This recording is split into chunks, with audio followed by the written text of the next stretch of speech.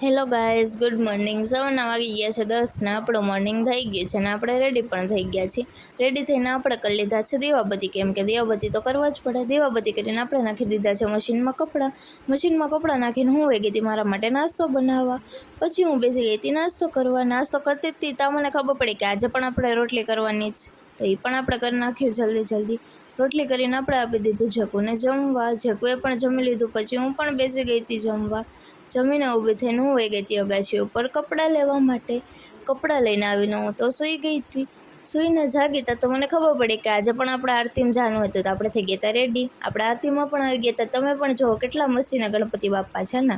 પછી આપણે આવી ગયા હતા ઘરે. આજ તો મોટા મમ્મીની આવ્યા હતા, તો રસોઈ તો મોટા મમ્મીએ કરી નાખી. તમે પણ જુઓ સેન્ડવિચ બનાવી હતી.